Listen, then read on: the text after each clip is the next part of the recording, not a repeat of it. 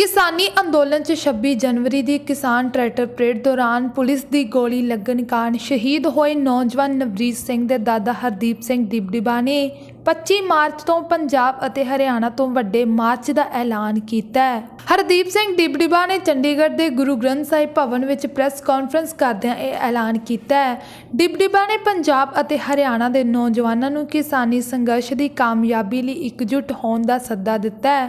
उन्होंने कहा कि किसानी अंदोलन की मजबूती लिए 25 मार्च को पंजाब ਅਤੇ हरियाणे के किसानों का महाकाफला ਸਿੰਘੂ मोर्चे विखे पहुँच के नौजवान किसान मोर्चा एकजुटता का सुनेहा देवेगा। उन्होंने पंजाब ਅਤੇ हरियाणा के नौजवानों के नाम सुनेहा देंदियां कहा है कि नौजवान अज तो ही अपने इलाके में इस एकजुटता मार्च की लामबंदी शुरू कर देन ਅਤੇ 25 मार्च ਨੂੰ ਵੱਖ-ਵੱਖ ਕਾਫਲੇ ਗੁਰਦੁਆਰਾ ਮੰਜੀ ਸਾਹਿਬ ਅੰਬਾਲਾ ਤੋਂ ਸਾਂਝੇ ਤੌਰ ਤੇ ਕਿਸਾਨੀ ਸੰਘਰਸ਼ ਦੀ ਚੜ੍ਹਦੀ ਕਲਾ ਲਈ ਅਰਦਾਸ ਕਰਕੇ ਸਿੰਘੂ ਬਾਰਡਰ ਦੇ ਮੋਰਚੇ ਵੱਲ ਕੂਚ ਕਰਨਗੇ। ਹਰਦੀਪ ਸਿੰਘ ਨੇ ਕਿਹਾ ਹੈ ਕਿ ਉਹਨਾਂ ਦੇ ਪੋਤਰੇ ਦੀ ਸ਼ਹਾਦਤ ਨਾਲ ਕਿਸਾਨੀ ਅੰਦੋਲਨ ਪ੍ਰਤੀ ਉਹਨਾਂ ਦੀ ਜ਼ਿੰਮੇਵਾਰੀ ਹੋਰ ਵੱਧ ਗਈ ਹੈ। ਨੌਜਵਾਨਾਂ ਦੀ ਉਤਸ਼ਾਹ ਭਰਪੂਰ ਸ਼ਮੂਲੀਅਤ ਮੌਜੂਦਾ ਕਿਸਾਨੀ ਅੰਦੋਲਨ ਦੀ ਮਜ਼ਬੂਤੀ ਦਾ ਆਧਾਰ ਹੈ ਅਤੇ ਉਹਨਾਂ ਨੂੰ ਵਿਸ਼ਵਾਸ ਹੈ ਕਿ ਨੌਜਵਾਨ ਆਪਣੀ ਬਣਦੀ ਭੂਮਿਕਾ ਨਿਭਾਉਣ ਲਈ ਪਹਿਲਾਂ ਨਾਲੋਂ ਜ਼ਿਆਦਾ ਉਤਸ਼ਾਹ ਵਿਖਾਉਣਗੇ। किसान मोर्चे के शहीद नवरीत के दादा जी हरदीप सिंह डिबडिबा अज इत्थे साडे कोले श्री गुरु केंद्री सिंह सभा च आए हैं। असी इन्हां दा वैलकम करते हैं अते इन्हां दा जिहड़ा रोल इन्हां ने बहुत वड्डी कंट्रीब्यूशन ते योगदान दिता है पाया इन्हां दिनां दे विच वो पाया इन्हां ने सारा जिहड़े भी आपस विच दी कोई लगदा सी सानूं भी किसान मोर्चे दे विच कोई डिफरेंसिस है, कोई आपस विच दी विरोध है, कोई मतभेद है, कोई आपस विच दी गलतफहमी है, वो इन्हां ने बहुत वड्डा योगदान पा के उन्हां नूं इकट्ठे कीता है। इस पिछले ऐतवार नूं 7 मार्च नूं इन्हां ने उत्थे एक अरदास दिवस मना के ਸਿੰਘੂ मोर्चे दे उत्ते उत्थे उन्हां ने सारिआं नूं इकट्ठे करके सारे भी जिहड़े किस किस्म दे आपस विच दे जिहड़े फर्क शर्क सी ਉਹਨਾਂ ਨੂੰ ਇਕੱਠੇ ਇੱਕ ਪਲੇਟਫਾਰਮ ਤੇ ਇਕੱਠੇ ਕਰਕੇ ਇੱਕ ਮੁੱਠਤਾ ਨੂੰ ਸਾਰਿਆਂ ਨੂੰ ਦਿਖਾਉਣ ਦੇ ਵਿੱਚ ਇਕੱਠੇ ਕਰਨ ਦੇ ਵਿੱਚ ਬਹੁਤ ਵੱਡਾ ਹਿੱਸਾ ਪਾਇਆ। ਇਸ ਕਰਕੇ ਸਿੰਘ ਸਭਾ 'ਚ ਕੇਂਦਰੀ ਸਿੰਘ ਸਭਾ ਵੱਲੋਂ ਅਸੀਂ ਇਹਨਾਂ ਦਾ ਇਹ ਜੀ ਆਇਆਂ ਕਰਦੇ ਕਹਿੰਦੇ ਆ ਅਤੇ ਬਹੁਤ ਇਸ ਯੋਗਦਾਨ ਦੇ ਪਿੱਛੇ ਇਹਨਾਂ ਦੇ ਬਹੁਤ ਵੱਡਾ ਸ਼ਲਾਘਾ ਤੇ ਉਦਮ ਦਾ ਅਸੀਂ ਖੈਰ ਮਕਦਮ ਕਰਦੇ ਹਾਂ। ਤੇ ਹੁਣ ਥੋੜਾ ਜਿਹਾ ਇਹਨਾਂ ਦੇ ਬਾਰੇ ਅਜੇਪਾਲ ਸਿੰਘ ਜੀ ਜਾਂ ਗੱਲਬਾਤ ਕਰਨਗੇ ਫਿਰ then we will hand over to Hardeep Singh Dibdiba ji. Waheguru ਜੀ ਕਾ ਖਾਲਸਾ ਵਾਹਿਗੁਰੂ ਜੀ ਕੀ ਫਤਿਹ। ਇਸ ਮੋਰਚੇ ਦੇ ਵਿੱਚ ਸਾਡਾ ਵਿਵੇਕ, ਸਾਡਾ ਸਿਦਕ, ਸਾਡਾ ਤਿਆਗ, ਸਾਡਾ ਅਨੁਸ਼ਾਸਨ ਸਭ ਕੁਝ ਇੱਕ ਵਾਰੀ ਉਹਦਾ ਸਭ ਦਾ ਇਮਤਿਹਾਨ ਹੋਣਾ। ਉਸ ਸਾਰੇ ਇਮਤਿਹਾਨ ਦੇ ਵਿੱਚ ਜੇ ਮੈਂ ਕਹਾਂ ਤਾਂ ਕੁਝ ਸ਼ਖਸੀਅਤਾਂ ਹਨ ਇਸ ਮੋਰਚੇ ਵਿੱਚ ਜਿਹੜੀਆਂ ਉਸ ਉੱਭਰ ਕੇ ਆਈਆਂ ਤੇ ਸਰਦਾਰ ਡਿਬਡਿਬਾ ਸਾਹਿਬ ਦਾ ਹੁੰਡਲ ਪਰਿਵਾਰ ਜਿਹੜਾ ਉਹ ਇੱਕ ਉਦਾਹਰਣ ਬਣਿਆ ਕੌਮ ਵਾਸਤੇ ਤੇ ਇਤਿਹਾਸ 'ਚ ਇੱਕ ਆਪਦੀ ਜਗ੍ਹਾ ਕਾਇਮ ਕੀਤੀ ਹੈ। ਇਤਿਹਾਸ 'ਚ ਪਹਿਲਾਂ ਵੀ ਇਸ ਪਰਿਵਾਰ ਨੇ ਬਹੁਤ ਹੀ ਕੰਟਰੀਬਿਊਸ਼ਨ ਕੀਤੀ ਆ। ਨਵਰੀਤ ਸਿੰਘ ਸ਼ਹੀਦ ਜਿਹੜੇ ਹੋਏ ਆ ਕਾਕਾ ਜੀ ਉਹਨਾਂ ਦੇ ਪੜਦਾਦਾ ਜੀ ਤੇ ਫੁੱਫੜ ਜੀ ਦਾ ਬਹੁਤ ਵੱਡਾ ਯੋਗਦਾਨ ਸੀ ਸਾਕਾ ਨਨਕਾਣਾ ਸਾਹਿਬ ਦੇ ਵਿੱਚ। ਉਹਨਾਂ ਨੇ ਉੱਥੇ ਸ਼ਹਾਦਤ ਪ੍ਰਾਪਤ ਕੀਤੀ ਸੀ ਤੇ ਬਾਕੀ ਵੀ ਪਰਿਵਾਰ ਦੇ ਵਿੱਚ ਡਿਬਡਿਬਾ ਸਾਹਿਬ ਦਾ ਵੀ ਪੰਥਕ ਸਫਾਂ ਦੇ ਵਿੱਚ ਇੱਕ ਨਾਂ ਹੈ ਤੇ ਆਪਦੇ ਅਸੂਲਾਂ ਦੇ ਉੱਤੇ ਤੇ ਆਪਦੇ ਸਿਧਾਂਤਾਂ ਤੇ ਹਮੇਸ਼ਾ ਕਾਇਮ ਰਹੇ ਆ ਤੇ ਉਹਦੇ ਬਾਰੇ ਲਿਖਦੇ ਰਹੇ ਆ ਤੇ ਕੰਟਰੀਬਿਊਸ਼ਨ ਕਰਦੇ ਰਹੇ ਆ। ਪਰ ਜਿਹੜਾ ਰੋਲ ਇਹਨਾਂ ਨੇ ਹੁਣ ਨਿਭਾਇਆ ਉਹ ਇੱਕ ਲਾਸਾਨੀ ਰੋਲ ਆ ਕਿ ਇਹ ਹੀ ਨਹੀਂ ਕਿ ਨਵਰੀਤ ਨੇ ਸ਼ਹਾਦਤ ਦਿੱਤੀ ਆ ਉਸ ਤੋਂ ਬਾਅਦ ਜਿਵੇਂ ਡਿਬਡਿਬਾ ਸਾਹਿਬ ਨੇ ਉਸ ਸ਼ਹਾਦਤ ਨੂੰ ਮੋਰਚੇ ਦੇ ਵਿੱਚ ਪ੍ਰਵਾਨ ਕਰਵਾਇਆ ਤੇ ਉਸ ਤੋਂ ਬਾਅਦ ਸਾਰੇ ਆਪਦੇ ਮਨ ਮਟਾਵ ਜਿਹੜੇ ਆ ਜਾਂ ਉਹ ਸਾਰੇ ਛੱਡ ਕੇ ਮੋਰਚੇ ਦੀ ਇੱਕ ਸੁਰਤਾ ਤੇ ਇੱਕ ਜੁਟਤਾ ਵੱਲ ਜਿਵੇਂ ਕੰਮ ਕੀਤਾ ਉਹ ਸਾਡੇ ਵਾਸਤੇ ਇੱਕ ਤਰ੍ਹਾਂ ਦਾ ਸੇਧ ਹਾਸਾ ਵਾਸਤੇ। ਪਿੱਛੇ ਇੱਕ ਅਸੀਂ ਦੇਖਿਆ ਕਿ ਸਾਡੇ ਵਿੱਚ ਇੱਕ ਤਰ੍ਹਾਂ ਦੇ ਪਾੜੇ ਪਏ ਹੋਏ ਸੀਗੇ। ਉਹ ਪਾੜਿਆਂ ਨੂੰ ਇਹਨਾਂ ਨੇ ਇੱਕ ਤਰ੍ਹਾਂ ਇਕੱਠੇ ਕੀਤਾ ਸਾਰਿਆਂ ਨੂੰ ਪੰਥਕ ਸਫਾਂ 'ਚੋਂ ਵੀ ਤਕਰੀਬਨ ਹਰੇਕ ਸੈਕਸ਼ਨ ਨੂੰ ਇਕੱਠਾ ਕੀਤਾ। ਦੂਜੇ ਪਾਸੇ ਜਿਹੜੇ ਅਸੀਂ ਜਿਹਨਾਂ ਨੂੰ ਕਾਮਰੇਡ ਕਹਿੰਦੇ ਸੀ ਜਾਂ ਹੋਰ ਸਫਾ ਕਹਿੰਦੇ ਸੀ ਉਹਨਾਂ ਦੇ ਵਿੱਚ ਜਿਹੜੇ ਮਨ ਮੁਟਾਵ ਉਹਨਾਂ ਦਾ ਇੱਕ ਰਸਤਾ ਖੋਲ੍ਹਿਆ, ਇੱਕ ਚੈਨਲ ਡਿਵੈਲਪ ਕੀਤਾ ਕਿ ਵੀ ਅਗਾਂਹ ਤੋਂ ਇਹ ਚੀਜ਼ਾਂ ਕਲੀਅਰ ਰਨ 'ਚ ਅਗਾਂਹ ਆਪਾਂ ਰਲ ਕੇ ਲੜਾਈ ਲੜ ਸਕੀਏ ਕਿਉਂਕਿ ਲੜਾਈ ਸਭ ਦੀ ਸਾਂਝੀ ਆ ਸਾਡੀ। ਅਤੇ ਹੁਣ ਅਗਾਂਹ ਜਗ੍ਹਾ ਜਾ ਕੇ ਨੌਜਵਾਨਾਂ ਨੂੰ ਉਤਸ਼ਾਹਿਤ ਕਰ ਰਹੇ ਹੈਗੇ ਆ ਅਤੇ ਨੌਜਵਾਨਾਂ ਵੱਲੋਂ ਵੀ ਬਹੁਤ ਵੱਡਾ ਹੁੰਗਾਰਾ ਮਿਲ ਰਿਹਾ। ਅੱਗੇ ਦਾ ਕੀ ਪ੍ਰੋਗਰਾਮ ਹੈ ਜਾਂ ਅੱਗੇ ਕੀ ਆਪਾਂ ਕਰਨਾ ਚਾਹੁੰਦੇ ਹਾਂ ਜਾਂ ਕਿਸ ਤਰੀਕੇ ਨਾਲ ਆਪਾਂ ਸਹਿਯੋਗ ਦੇ ਸਕਦੇ ਹਾਂ ਉਹਦੇ ਬਾਰੇ ਦੱਸਣਗੇ ਅਤੇ ਨਾਲੇ ਇੱਕ ਜੋ ਪੰਥਕ ਧਿਰਾਂ ਨੇ ਜੋ ਇਹਦੇ ਬਾਰੇ ਆਪਣਾ ਸਟੈਂਡ ਲਿਆ ਜਾਂ ਸਭ ਨੇ ਉਹਦੇ ਬਾਰੇ ਰੋਸ਼ਨੀ ਪਾਉਣਗੇ। ਮੈਂ ਤੁਹਾਡਾ ਟਾਈਮ ਨਹੀਂ ਲਵਾਂਗਾ ਤੇ ਇਹ ਅਗਾਂਹ ਆਪਣਾ ਸਰਦਾਰ ਹਰਦੀਪ ਸਿੰਘ ਡਿਬਰਾਵਾ ਜੀ ਤੋਂ ਆਪਾਂ ਅਗਾਂਹ ਦਾ ਪ੍ਰੋਗਰਾਮ ਸੁਣੀ। ਵਾਹਿਗੁਰੂ ਜੀ ਕਾ ਖਾਲਸਾ, ਵਾਹਿਗੁਰੂ ਜੀ ਕੀ ਫਤਿਹ।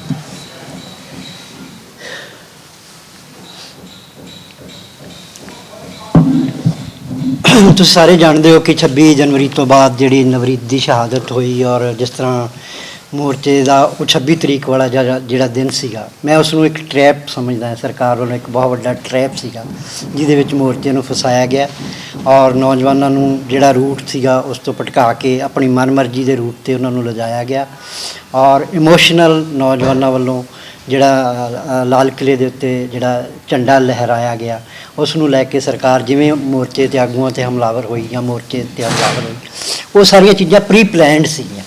ਇੱਕ ਟਰੈਪ ਸੀ ਜਿਹਦੇ ਵਿੱਚ ਸਾਨੂੰ ਫਸਾਇਆ ਗਿਆ ਔਰ ਉਹਦੇ ਵਿੱਚ ਜਿਹੜੇ ਸਾਡੇ ਮੋਰਚੇ ਦੇ ਆਗੂਆਂ ਵੱਲੋਂ ਜਿਹੜੀ ਥੋੜ੍ਹੀ ਜਿਹੀ ਭੂਮਿਕਾ ਜਿਹੜੀ ਸੀ ਉਹਨਾਂ ਨੇ ਉਸ ਸਮੇਂ ਜਿਹੜੀ ਉਹਨਾਂ ਨੂੰ ਨਿਭਾਉਣੀ ਬਣਦੀ ਸੀਗੀ ਜਿਹੜੀ ਉਹ ਨਹੀਂ ਨਿਭਾ ਪਾਏ, ਜਿਸ ਨਾਲ ਸਰਕਾਰ ਜਿਹੜੀ ਸਾਡੇ 'ਤੇ ਹਮਲਾਵਰ ਹੋਈ। ਅਤੇ ਉਹ ਜਿਹੜੀ ਸੈਟਬੈਕ ਸੀਗੀ 26 ਜਨਵਰੀ ਵਾਲੀ, ਉਹਨੂੰ ਸੰਭਾਲਣ ਵਾਸਤੇ ਸਾਨੂੰ 2 ਮਹੀਨਿਆਂ ਦਾ ਸਫ਼ਰ ਕਰਨਾ ਪਿਆ।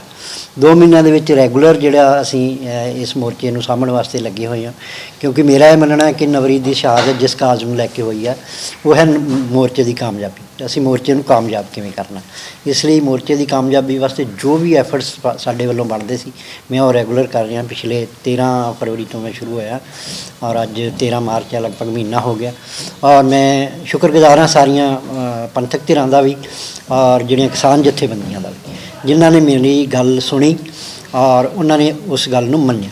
ਔਰ ਅੱਜ ਦੀ ਤਰੀਕ ਵਿੱਚ ਇਹ ਹੈ ਕਿ ਅਸੀਂ ਸਾਰੇ ਜਿਹੜੇ ਮੋਰਚੇ ਦੀਆਂ ਆਗੂ ਜਥੇਬੰਦੀਆਂ ਜਿਹੜੀਆਂ ਉਹ ਧਿਰਾਂ ਜਿਹੜੀਆਂ ਉਹ ਵੀ ਇੱਕ ਜਗ੍ਹਾ 'ਤੇ ਬੈਠਦੇ ਵੀ ਨੇ, ਗੱਲਾਂ ਵੀ ਕਰਦੇ ਨੇ, ਭਵਿੱਖ ਦੀਆਂ ਯੋਜਨਾਵਾਂ ਵੀ ਬਣਾਉਂਦੇ ਨੇ। ਅਤੇ ਪੰਥਕ ਸਭਾ ਦੇ ਵਿੱਚ ਵੀ ਇੱਕ ਬਹੁਤ ਵੱਡਾ 7 ਤਰੀਕ ਨੂੰ ਜਿਹੜਾ ਅਸੀਂ ਕੋਸ਼ਿਸ਼ ਕੀਤੀ ਅਰਦਾਸ ਦੇ ਵਿੱਚ ਪੰਥਕ ਧਿਰਾਂ ਜਿਹੜੀਆਂ ਉੱਥੇ ਸੇਵਾ ਦੇ ਤੌਰ 'ਤੇ ਸ਼ਾਮਲ ਨੇ।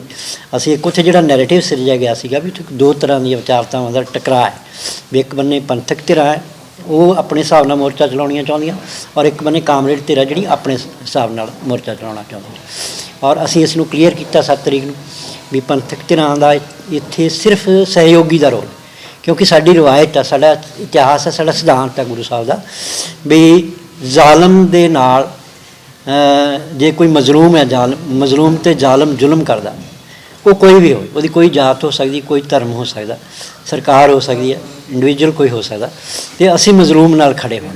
ਅਤੇ ਇਸ ਵੇਲੇ ਜਿਹੜੀ ਸਭ ਤੋਂ ਮਜ਼ਲੂਮ ਧਿਰ ਹੈ ਉਹ ਕਿਸਾਨਾਂ ਦੀ ਧਿਰ, ਕਿਉਂਕਿ ਉਹ ਇੱਕ ਮਜ਼ਲੂਮ ਨੇ, ਉਹਨਾਂ 'ਤੇ ਹਮਲਾਵਰ ਹੈ ਸਰਕਾਰ, ਜ਼ਾਲਮ ਹੈ, ਉਹ ਆਪਣੀਆਂ ਚੀਜ਼ਾਂ ਥੋਪਣਾ ਚਾਹੁੰਦੇ। ਉਹ ਨਾ ਸਿਰਫ ਕਿਸਾਨਾਂ ਦਾ ਮੈਟਰ ਹੈ, ਦੇਸ਼ ਵਿੱਚ ਤੁਸੀਂ ਸਾਰਿਆਂ ਨੇ ਵੇਖਿਆ ਕਿ ਦੇਸ਼ ਵਿੱਚ ਇਸ ਸਰਕਾਰ ਨੇ ਕਿਸ ਤਰ੍ਹਾਂ ਲੋਕਾਂ ਦੀ ਜ਼ੁਬਾਨਬੰਦੀ ਕੀਤੀ ਹੈ, ਲੋਕਾਂ ਦੇ ਅਧਿਕਾਰ ਖੋਏ ਨੇ, ਸੰਵਿਧਾਨ ਜਿਹੜਾ ਹੈ ਉਹ ਤਾਕ 'ਤੇ ਰੱਖਿਆ ਹੋਇਆ, ਸੰਸਥਾਵਾਂ ਜਿਹੜੀਆਂ ਸਾਰੀਆਂ ਮਾਰ ਦਿੱਤੀਆਂ ਗਈਆਂ, ਲੋਕਾਂ ਦਾ ਕਾਨੂੰਨ ਵਿਵਸਥਾ ਤੋਂ ਵੀ ਭਰੋਸਾ ਉੱਠ ਚੁੱਕਿਆ, ਇੱਕ ਤਰ੍ਹਾਂ ਨਾਲ ਬੰਧਕ ਬਣਾ ਲਿਆ ਗਿਆ ਪੂਰਾ ਦੇਸ਼। ਅਨਐਲਾਨੀ ਜਿਹੜੀ ਐਮਰਜੈਂਸੀ ਹੈ ਉਹ ਮੈਂ ਕਹਿੰਦਾ ਜਿਹੜੀ ਐਮਰਜੈਂਸੀ ਉਹ ਦੌਰ ਵੀ ਅਸੀਂ ਵੇਖਿਆ, ਐਲਾਨੀ ਹੋਈ ਐਮਰਜੈਂਸੀ ਦੇ ਵਿੱਚ ਵੀ ਇੰਨਾ ਕੁਛ ਨਹੀਂ ਸੀ ਜਿੰਨਾ ਇਸ ਅਣਐਲਾਨੀ ਐਮਰਜੈਂਸੀ ਦੇ ਵਿੱਚ। ਸੋ ਦੇਸ਼ ਦੀ ਜਿਹੜੀ ਇਹ ਇਸ ਵੇਲੇ ਹਾਲਾਤ ਆ ਉਸ ਵਿੱਚੋਂ ਨਿਕਲਣ ਲਈ ਇੱਕ ਜ਼ਰੀਆ ਹੈ ਕਿਸਾਨ ਮੋਰਚਾ, ਔਰ ਕਿਸਾਨ ਮੋਰਚੇ ਦੇ ਨੇ ਜਿਹੜਾ ਰੋਲ ਅਦਾ ਕੀਤਾ ਹੈ ਇਸ ਨੇ ਦੇਸ਼ ਹੀ ਨਹੀਂ ਦੁਨੀਆ ਦੇ ਵਿੱਚ ਮਤਲਬ ਇੱਕ ਪੀਸਫੁਲ ਮੂਵਮੈਂਟ ਕਿਵੇਂ ਚਲਾਈ ਜਾ ਸਕਦੀ ਹੈ ਇੱਕ ਉਦਾਹਰਨ ਸੈੱਟ ਕੀਤਾ ਔਰ ਦੁਨੀਆ ਇਸ ਨੂੰ ਵੇਖ ਰਹੀ ਹੈ। ਔਰ ਮੈਨੂੰ ਯਕੀਨ ਹੈ ਕਿ ਬਹੁਤ ਜਲਦ ਅਸੀਂ ਇਸ ਮੂਵਮੈਂਟ ਨੂੰ ਫਿਰ ਉਸੇ ਸਿਖਰ 'ਤੇ ਲੈ ਜਾਵਾਂਗੇ ਜਿਹੜੇ 26 ਜਨਵਰੀ ਤੋਂ ਪਹਿਲਾਂ ਸੀ। ਔਰ ਅਸੀਂ ਸਰਕਾਰ ਨੂੰ ਇਹੋ ਜਿਹਾ ਕੋਈ ਮੌਕਾ ਨਹੀਂ ਦੇਵਾਂਗੇ ਵੀ ਸਰਕਾਰ ਕੋਈ ਇਸ ਤਰ੍ਹਾਂ ਦਾ ਕਰ ਸਕੇ ਕਿ ਸਾਡੀਆਂ ਜਿਹੜੀਆਂ ਕਿਸਾਨ ਮੋਰਚੇ ਦੀਆਂ ਜਥੇਬੰਦੀਆਂ ਆਗੂ ਧਿਰਾਂ ਨੇ ਜਿਹੜੀਆਂ ਉਹਨਾਂ ਨੂੰ ਕਿਸੇ ਪ੍ਰੈਸ਼ਰ ਵਿੱਚ ਲੈ ਸਕਣ। ਪ੍ਰੈਸ਼ਰ ਸਰਕਾਰਾਂ ਉਦੋਂ ਬਣਾਉਂਦੀਆਂ ਜਦੋਂ ਲੜਨ ਵਾਲੀ ਧਿਰ ਦੇ ਪਿੱਛੇ ਲੋਕ ਨਾ ਖੜ੍ਹੇ ਹੋਣ, ਅਤੇ ਅਸੀਂ ਇਹੋ ਜਿਹਾ ਕੋਈ ਮੌਕਾ ਸਰਕਾਰ ਨੂੰ ਨਹੀਂ ਦੇਵਾਂਗੇ। ਅਸੀਂ ਇਸ ਲੜ ਰਹੀ ਧਿਰ ਜਿਹੜੀ ਆ ਸਾਡੇ ਕਿਸਾਨ ਆਗੂ ਨੇ, ਅਸੀਂ ਇਹਨਾਂ ਦੇ ਪਿੱਛੇ ਖੜ੍ਹੇ ਹਾਂ ਔਰ ਪੂਰੀ ਮਜ਼ਬੂਤੀ ਨਾਲ ਖੜ੍ਹੇ ਹਾਂ। ਜਿੱਥੋਂ ਤੱਕ ਨੌਜਵਾਨਾਂ ਦਾ ਸਵਾਲ ਹੈ ਵੀ ਇੱਕ ਇਹ ਵੀ ਨੈਰੇਟਿਵ ਸੀਗਾ ਕਿ ਨੌਜਵਾਨ ਜਿਹੜਾ ਮੋਰਚੇ ਨਾਲੋਂ ਛੱਡ ਕੇ ਚਲਾ ਗਿਆ, ਮੋਰਚਾ ਕਮਜ਼ੋਰ ਪੈ ਗਿਆ।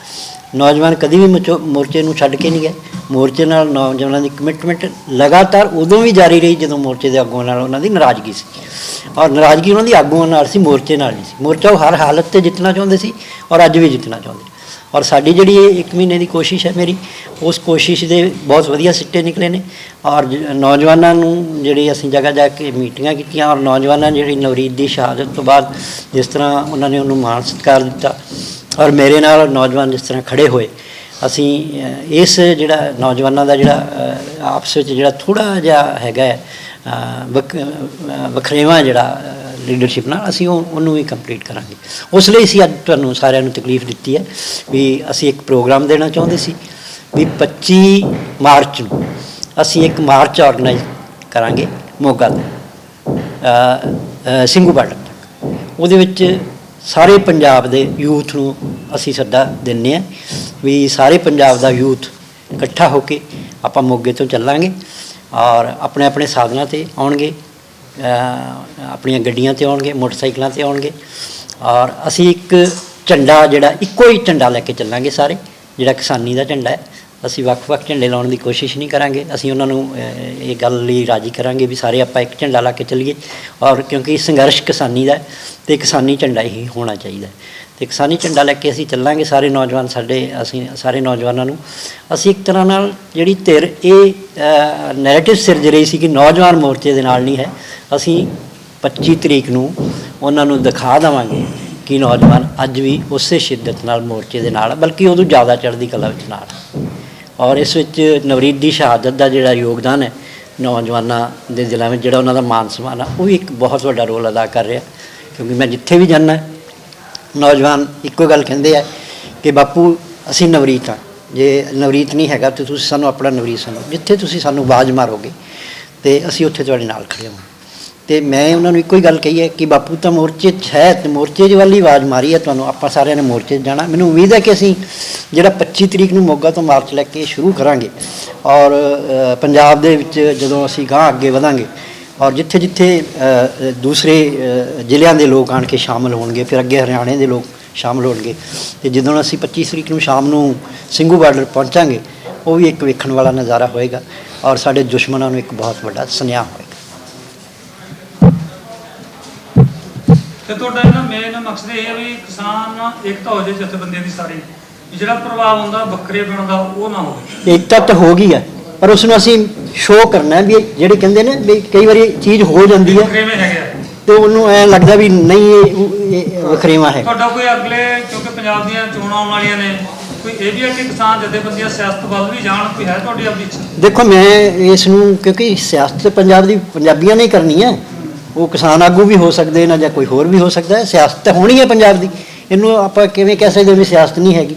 ਸਿਆਸਤ ਤੇ ਕਰਨੀ ਹੈ ਪਰ ਚੰਗੀ ਸਿਆਸਤ ਕਰਨੀ ਚਾਹੀਦੀ ਹੈ। ਜਿਸ ਤਰ੍ਹਾਂ ਐਨਆਰਆਈ ਭਰਾਵਾਂ ਦਾ ਯੋਗਦਾਨ ਹੁੰਦਾ ਪੰਜਾਬ ਦੀ ਸਿਆਸਤ 'ਤੇ, ਤੁਸੀਂ ਵੀ ਬਾਹਰਲੇ ਸਟੇਟ ਵਾਲੇ ਹੈਗੇ ਹੋ, ਪੰਜਾਬੀ ਹੋਣ ਦੇ ਨਾਤੇ ਇੱਕ ਬੰਦੇ ਦਾ ਬਣਦਾ ਕਿ ਯਾਰ ਪੰਜਾਬ ਦੇ ਵਿੱਚ ਸਿਆਸਤ ਕਿਹੋ ਜਿਹੀ ਹੋਵੇ, ਕਿਉਂਕਿ ਸਿਆਸੀ ਲੋਕਾਂ ਨੇ ਹੀ ਪੰਜਾਬ ਦਾ ਪੱਠਾ ਵਢਾਇਆ ਹੋਇਆ। ਨਹੀਂ ਦੇਖੋ, ਇੱਕ ਵਾਰੀ ਸਾਨੂੰ ਮੌਕਾ ਮਿਲਿਆ ਸੀ ਆ ਪਿਛਲੀਆਂ ਚੋਣਾਂ 'ਚ, 2017 ਦੀਆਂ ਚੋਣਾਂ 'ਚ ਸਾਨੂੰ ਮੌਕਾ ਮਿਲਿਆ ਸੀਗਾ।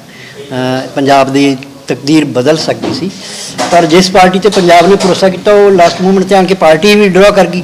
ਜਿਹੜੀ ਕਮਿਟਮੈਂਟ ਨਾਲ ਪਾਰਟੀ ਐਂਟਰ ਕੀਤਾ ਸੀ ਪੰਜਾਬ ਦੇ ਵਿੱਚ, ਉਹ ਉਹਨਾਂ ਗੱਲਾਂ 'ਤੇ ਕਾਇਮ ਨਹੀਂ ਰਹੀ। ਇਸ ਲਈ ਸਾਨੂੰ 5 ਸਾਲ ਫਿਰ ਕਾਂਗਰਸ ਦਾ ਰਾਜ ਜਿਹੜਾ ਉਹ ਸਾਨੂੰ ਹੰਡਾਉਣਾ ਪਿਆ ਅਤੇ ਮੈਨੂੰ ਲੱਗਦਾ ਹੈ ਕਿ ਜਿਹੜੀ ਗਲਤੀ 2017 'ਚ ਹੋਈ ਆ ਉਹ ਹੁਣ 2022 'ਚ ਨਹੀਂ ਹੋਏਗੀ। ਜਿਹੜੀ ਸਿਆਸੀ ਖੱਪਾ ਤਾਂ ਭਰਨ ਦੀ ਲੋੜ ਹੈ। ਬਿਲਕੁਲ ਬਿਲਕੁਲ ਬਿਲਕੁਲ ਵੈਕਿਊਮ ਹੈ ਪੂਰੀ ਤਰ੍ਹਾਂ ਨਾਲ ਪੰਜਾਬ ਵਿੱਚ ਜਿਹੜਾ ਹੈਗਾ ਖਲਾ ਹੈ। ਸਿਆਸਤ ਦੇ ਵਿੱਚ ਕੋਈ ਇਹੋ ਜਿਹੀ ਚੀਜ਼ ਨਹੀਂ ਹੈਗੀ ਅਤੇ ਉਹ ਮੈਨੂੰ ਲੱਗਦਾ ਕਿਸਾਨ ਸੰਘਰਸ਼ ਤੋਂ ਜਦੋਂ ਅਸੀਂ ਉੱਥੋਂ ਜਿੱਤ ਕੇ ਆਵਾਂਗੇ ਅਤੇ ਇਹਦੇ ਵਿੱਚੋਂ ਲੀਡਰਸ਼ਿਪ ਵੀ ਨਿਕਲੇਗੀ। ਉਹਦੇ ਵਿੱਚ ਕਲੈਰਿਟੀ ਦਿਓ ਕਿ ਪਿਛਲੀ ਵਾਰੀ ਤੁਸੀਂ ਆਮ ਆਦਮੀ ਪਾਰਟੀ ਦੇ ਨਾਲ ਖੜਨਾ ਚਾਹੁੰਦੇ ਵੀ ਸੀਗੇ, ਖੜੇ ਵੀ ਸੀਗੇ, ਲੇਕਿਨ ਆਮ ਆਦਮੀ ਪਾਰਟੀ ਕਾਮਯਾਬੀ ਹਾਸਲ ਨਹੀਂ ਕਰ ਸਕੀ ਜੋ ਤੁਹਾਡੀਆਂ ਗੱਲਾਂ ਤੋਂ ਲੱਗ ਰਿਹਾ। ਐਤਕੀ ਵੀ ਕੀ ਨਵੀਂ ਪਾਰਟੀ ਆਏਗੀ ਜਾਂ ਆਮ ਆਦਮੀ ਪਾਰਟੀ? ਦੇਖੋ ਅੱਜ ਸਾਡਾ ਇਹ ਮੁੱਦਾ ਨਹੀਂ ਹੈਗਾ ਨਾ ਇਹ ਸਾਡਾ, ਕਿਉਂਕਿ ਪੋਲੀਟਿਕਸ ਤੇ ਅਸੀਂ ਪੋਲੀਟਿਕਸ ਜਿਹੜਾ ਪਹਿਲਾ ਸਵਾਲ ਸੀ ਨਾ, ਪੋਲੀਟਿਕਸ ਤਾਂ ਹੋਣੀ ਹੈ ਪੰਜਾਬ, ਕੋਈ ਵੀ ਕਰੇ, ਪਰ ਅੱਜ ਸਾਡਾ ਸਿਰਫ ਇੱਕੋ ਇੱਕ ਮੁੱਦਾ ਹੈ, ਸਾਡਾ ਮੋਰਚਾ, ਉਹਨੂੰ ਜਿੱਤਣਾ ਔਰ ਉਸ ਨੂੰ ਜਿੱਤਣ ਵਾਸਤੇ ਜਿਹੜੇ ਵੀ ਐਫਰਟਸ ਸਾਡੇ ਬਣਦੇ ਨੇ, ਅੱਜ ਸਾਡਾ ਸਾਰਾ ਧਿਆਨ ਉੱਧਰ ਹੈ। ਅੱਜ ਇੱਕ ਮਿੰਟ ਮੈਂ ਥੋੜਾ ਜਿਹਾ ਤੁਸੀਂ ਇਹਨਾਂ ਤੇ ਜੋ ਸਵਾਲ ਕਰ ਲਿਓ। ਅੱਜ ਦਾ ਜਿਹੜਾ ਸਾਡਾ ਇੱਥੇ ਅਨਾਉਂਸਮੈਂਟ ਹੈ ਉਹ ਮਾਰਚ, ਜਿਹੜਾ ਇਕਜੁੱਟਤਾ ਮਾਰਚ ਕੱਢ ਰਹੇ ਆ ਮੋਗੇ ਤੋਂ ਨੌਜਵਾਨਾਂ ਦਾ, ਉਹਦਾ ਹੈ ਕਿਉਂਕਿ ਉਹ ਖਾਸ ਪਰਪਸ ਲਈ ਕੱਢ ਰਹੇ ਆ। ਪੇਸ਼ ਕੀਤਾ ਜਾਂਦਾ ਸੀ ਜਿਵੇਂ ਨੌਜਵਾਨ ਇੱਕ ਵੱਖਰੀ ਕੈਟੇਗਰੀ ਹੈ ਅਤੇ ਉਹਨਾਂ ਦੇ ਮਾਂ ਪਿਓ ਬਜ਼ੁਰਗ ਵੱਖਰੀ ਕੈਟੇਗਰੀ ਹੈ। ਕਿਸੇ ਦਾ ਬਜ਼ੁਰਗ ਪਿਓ ਉੱਥੇ ਬੈਠਾ ਸਿੰਘੂ ਬਾਰਡਰ 'ਤੇ ਤੇ ਉਹਦਾ ਨੌਜਵਾਨ ਪੁੱਤ ਇੱਥੇ ਘਰ ਕੰਮ ਕਰ ਰਿਹਾ, ਕਿਸੇ ਦਾ ਪੁੱਤਰ ਬੈਠਾ ਉੱਥੇ, ਪਿਓ ਇੱਥੇ ਪਿੱਛੇ ਘਰ ਬੈਠਾ। ਇਸ ਕਰਕੇ ਜਿਹੜਾ ਫਰਕ ਪਾਉਣ ਦੀ ਕੋਸ਼ਿਸ਼ ਹੈ ਉਹ ਮਿਟਾਉਣ ਲਈ ਇਹ ਇਕਜੁੱਟਤਾ ਮਾਰਚ ਜਿਹੜਾ ਮੋਗੇ ਤੋਂ ਸ਼ੁਰੂ ਕਰ ਰਹੇ ਆ। ਅੱਜ ਦਾ ਪਰਪਸ ਸਿਆਸੀ ਕੋਈ ਨਹੀਂ, ਜਿਹੜਾ ਆਪਣੇ ਆਪ ਵਿੱਚ ਜਿਹੜਾ ਇਹ ਹੋ ਰਿਹਾ ਦਿੱਲੀ ਤੇ ਕਿਸਾਨੀ ਮੋਰਚਾ, ਇਹਦੀ ਇੰਪਲੀਕੇਸ਼ਨ ਸਿਆਸੀ ਹਮੇਸ਼ਾ ਹੀ ਹੋਊਗੀ, ਹਰੇਕ ਮੋਰਚੇ ਦੀ ਹੁੰਦੀ ਹੈ, ਪਰ ਸਿੱਧਾ ਸਿਆਸਤ ਇਹਦੇ 'ਚ ਨਹੀਂ ਹੈ। ਹਾਂਜੀ, ਕਿਸਾਨ ਜਥੇਬੰਦੀਆਂ ਦੇ ਆਗੂਆਂ ਤੋਂ ਪ੍ਰਵਾਨਗੀ ਲਈ ਹੈ ਕਿਸਾਨ ਮੋਰਚੇ ਤੋਂ ਇਸ ਮਾਰਚ ਦੀ? ਦੇਖੋ ਜਿਹੜਾ ਸਾਡਾ 7 ਤਰੀਕ ਨੂੰ ਜਿਹੜਾ ਸਾਡਾ ਅਰਦਾਸ ਦਿਵਸ ਹੋਇਆ ਸੀ ਨਾ, ਉਸ 'ਚ ਮੈਂ ਜਿਹੜਾ ਕਲੀਅਰ ਕੱਟ ਗੱਲ ਕਹੀ ਸੀ ਵੀ ਜਿੰਨਾ ਚਿਰ ਸਾਨੂੰ ਕਿਸਾਨ ਮੋਰਚੇ ਦੇ ਆਗੂ ਸਾਡੇ 'ਤੇ ਭਰੋਸਾ ਨਹੀਂ ਕਰਦੇ, ਅਸੀਂ ਕਿਸੇ ਦੂਸਰੀ ਧਿਰ ਨਾਲ ਕੋਈ ਗੱਲ ਨਹੀਂ ਕਰ ਸਕਦੇ। ਤੇ ਉਹਨਾਂ ਨੇ ਸਾਡੇ 'ਤੇ ਭਰੋਸਾ ਜਤਾਇਆ। ਉਹਨਾਂ ਨੇ ਸਾਨੂੰ ਇਹ ਕਿਹਾ ਕਿ ਤੁਸੀਂ ਆਪਣੇ ਵੱਲੋਂ ਨੌਜਵਾਨਾਂ ਨੂੰ ਜਿਸ ਤਰ੍ਹਾਂ ਵੀ ਪ੍ਰੇਰ ਕੇ ਮੋਰਚੇ ਨਾਲ ਲਿਆ ਸਕਦੇ ਹੋ, ਲਿਆਓ। ਤੇ ਇਸ ਕਰਕੇ ਅਸੀਂ ਲੱਗੇ ਹਾਂ। ਇਹ ਕੋਈ ਉਹਨਾਂ ਦੇ ਕੋਈ ਪੈਰੇਲਲ ਜਾਂ ਉਹਨਾਂ ਦੀ ਪਰਮਿਸ਼ਨ ਤੋਂ ਬਗੈਰ ਜਾਂ ਉਹਨਾਂ ਦੇ ਕੰਸੀਡਰ ਕਰਨ ਤੋਂ ਬਗੈਰ ਅਸੀਂ ਕੋਈ ਵੱਖਰਾ ਪ੍ਰੋਗਰਾਮ ਨਹੀਂ, ਇਹ ਵੱਖਰਾ ਹੈ ਹੀ ਨਹੀਂ, ਇਹ ਜ਼ਰੂਰਤ ਹੈ ਮੋਰਚੇ ਦੀ। ਥੋੜਾ ਜਿਹਾ ਨੁਕਤਾ ਹੋਰ ਹੈ, ਜਿਵੇਂ ਕਿਸਾਨ ਯੂਨੀਅਨਾਂ ਨੇ ਬੰਗਾਲ ਦੇ ਵਿੱਚ ਆਪਣਾ ਸ਼ੁਰੂ ਕਰ ਦਿੱਤਾ ਪ੍ਰਚਾਰ, ਉਹਦੇ ਵਿੱਚ ਨੌਜਵਾਨੀ ਨੂੰ ਨਾਲ ਨਹੀਂ ਲਿਆ, ਸਿਰਫ ਕਿਸਾਨ ਆਗੂ ਗਏ। ਉੱਥੇ ਉਹਨੇ 294 ਗੱਡੀਆਂ ਕੱਲੀ ਕੰਸਟੀਚੁਐਂਸੀ 'ਚ ਘੁਮਾਉਣੀਆਂ, ਪ੍ਰਚਾਰ ਸ਼ੁਰੂ ਕਰ ਦਿੱਤਾ। ਉਹਨਾਂ ਦਾ ਕਹਿਣਾ ਇਹ ਆ ਕਿ ਫਿਲਹਾਲ ਅਸੀਂ ਕਿਸਾਨ ਆਗੂ ਹੀ ਉੱਥੇ ਪਹੁੰਚਾਉਣੇ ਆ, ਕਿਸਾਨੀ ਸਮੱਸਿਆਵਾਂ ਬਾਰੇ ਉੱਥੇ ਦੇ ਲੋਕਾਂ ਨੂੰ ਦੱਸਣਾ, ਤੇ ਨਾਲ ਇਹ ਕਹਿਣਾ ਕਿ ਬੀਜੇਪੀ ਨੂੰ ਵੋਟ ਨਾ ਪਾਇਓ। ਰਾਈਟ ਕੀ ਇੱਥੇ ਵੀ ਉਹਨਾਂ ਦਾ ਬਖਰੇਵਾਂ ਜਿਹੜਾ ਉਹ ਇਸ ਵੇਲੇ ਕਹਿ ਰਹੇ ਆ ਕਿ ਸਾਡਾ ਹੀ ਮੋਰਚਾ ਆ, ਅਸੀਂ ਜਾਣਾ ਬੰਗਾਲ, ਤੇ ਅਸੀਂ ਕੇਰਲ 'ਚ ਵੀ ਜਾਣਾ, ਅਸੀਂ ਤਾਮਿਲਨਾਡੂ 'ਚ ਵੀ ਜਾਣਾ, ਅਸੀਂ ਅਸਾਮ 'ਚ ਵੀ ਜਾਣਾ, ਅਸੀਂ ਪਾਂਡੀਚੇਰੀ 'ਚ ਵੀ ਜਾਣਾ। ਉਹ ਨੌਜਵਾਨਾਂ ਨੂੰ ਇਸ ਮਾਮਲੇ ਦੇ ਵਿੱਚ ਨਾਲ ਨਹੀਂ ਕਰਨਾ। ਨਹੀਂ, ਉੱਥੇ ਜਿਹੜੇ ਕਿਸਾਨ ਆਗੂ ਨੇ ਉਹਦੇ ਵਿੱਚ ਨੌਜਵਾਨ ਵੀ ਹੈਗੇ ਨੇ, ਸਾਰੇ ਬਜ਼ੁਰਗ ਥੋੜੀ ਹੈ। ਪਰ ਉਹਨਾਂ ਦਾ ਮਕਸਦ ਸਿਰਫ ਇੰਨਾ ਹੀ ਹੈ ਕਿ ਸਾਡਾ ਝੰਡਾ ਹੀ ਉੱਥੇ ਚੱਲੇ। ਨਹੀਂ, ਉਹ ਗੱਲ ਨਹੀਂ ਹੋਣੀ ਤੇ ਹੈਗੀ। ਉਹਨਾਂ 'ਚੋਂ ਅੱਧੇ ਜ਼ਿਆਦੇ ਆਗੂ ਨੌਜਵਾਨ ਹੈ। ਮਨਜੀਤ ਸਿੰਘ, ਮਨਜੀਤ ਰਾਏ, ਸਾਰੇ ਨੌਜਵਾਨ ਹੈਗੇ। ਉਹਨਾਂ ਵਿੱਚੋਂ ਬਹੁਤ ਜ਼ਿਆਦੇ ਜਿਹੜੇ ਕਿਸਾਨ ਲੀਡਰ ਉੱਥੇ ਪਹੁੰਚੇ ਆ, ਸਾਰੇ ਨੌਜਵਾਨ ਨੇ। ਕਿਸਾਨ ਆਗੂ ਇਹ ਹੋ ਜਾਣ ਡਿਫੈਂਸ ਦੀ ਖਾਤਰ, ਦੂਰ ਕਰਨ ਦੀ ਖਾਤਰ ਤਾਂ ਇਹ ਮੋਰਚਾ ਕੱਢ ਰਹੇ ਆ। ਦੂਸਰਾ ਸਿੰਪਲ ਪੁਆਇੰਟ ਇਹ ਹੈ ਕਿ ਜਦੋਂ ਤਾਂ ਨੌਜਵਾਨ ਜਾਂ ਬਾਕੀ ਤਬਕੇ, ਡਾਕਟਰ, ਸਟੂਡੈਂਟ ਜਦੋਂ ਤਾਂ ਉਹਨਾਂ ਦੇ ਨਾਲ ਖੜਦੇ ਆ, ਫਿਰ ਤਾਂ ਉਹ ਬੱਲੇ ਬੱਲੇ ਕਰਦੇ ਕਿਸਾਨ ਬਹੁਤ ਕਿ ਦੇਖੋ ਜੀ ਸਾਡਾ ਕਿੱਦਾਂ ਬਣਾ। ਜਦੋਂ ਕੋਈ ਜ਼ਿੰਮੇਵਾਰੀ ਦਾ ਮਾਮਲਾ ਆਉਂਦਾ ਫਿਰ ਕਹਿੰਦੇ ਨਹੀਂ ਜੀ ਇਹ ਸਾਡੇ ਨਾਲ ਨਹੀਂ ਹੈ। ਇਹ ਕਿਤੇ ਵੀ ਨਹੀਂ ਕੋਈ ਇਨਸੀਡੈਂਟ। ਦੇਖੋ ਇਹ 26 ਜਨਵਰੀ ਦਾ ਇੱਕ ਉਹ ਘਟਨਾ ਜਿਹੜੀ ਹੈਗੀ ਆ, ਉਹਨੇ ਸਾਨੂੰ ਡੈਂਟ ਪਾਇਆ, ਨੋ ਡਾਊਟ, ਪਰ ਉਸ ਤੋਂ ਅਸੀਂ ਉੱਭਰ ਆਏ ਹਾਂ। ਉਹ ਜਿਹੜੀ ਉਹ ਘਟਨਾ ਜਿਹੜੀ ਆ ਉਹਨੂੰ ਅਸੀਂ ਬਹੁਤ ਪਿੱਛੇ ਛੱਡ ਚੁੱਕੇ ਹਾਂ। ਹੁਣ ਜਿਹੜੀ ਹੈ ਅੱਜ ਜਿਹੜੀ ਸਾਡੀ ਨਵੀਆਂ ਡਿਵੈਲਪਮੈਂਟਸ ਨੇ ਉਹ ਸਾਨੂੰ ਫਿਰ ਮੋਰਚੇ ਦੀ ਕਾਮਯਾਬੀ ਦੇ ਨੇੜੇ ਲੈ ਗਈਆਂ ਨੇ। ਹੁਣ ਨਾ ਤਾਂ ਨੌਜਵਾਨਾਂ ਦੇ ਮਨਾਂ 'ਚ ਕੋਈ ਇਹੋ ਜਿਹਾ ਗਿਲਾ ਸ਼ਿਕਵਾ ਮੈਂ ਦੇਖ ਰਿਹਾ, ਤੇ ਨਾ ਲੀਡਰਸ਼ਿਪ ਦੇ ਮਨਾਂ ਵਿੱਚ ਵੀ ਕੋਈ ਇਹੋ ਜਿਹਾ ਹੈਗਾ ਕਿ ਇਹ ਸਾਡੇ ਨਹੀਂ ਹੈਗੇ। ਉਹਨਾਂ ਨੇ ਵੀ ਆਪਣੇ ਕਲਾਵੇ ਖੋਲ੍ਹੇ ਨੇ ਨੌਜਵਾਨਾਂ ਲਈ, ਉਹਨਾਂ ਨੇ ਵੀ ਆਪਣੀ ਜ਼ਿੰਮੇਵਾਰੀ ਦਾ ਅਹਿਸਾਸ ਕੀਤਾ ਹੈ, ਔਰ ਨੌਜਵਾਨ ਵੀ ਆਪਣੇ ਥਾਂ 'ਤੇ ਆਪਣੀ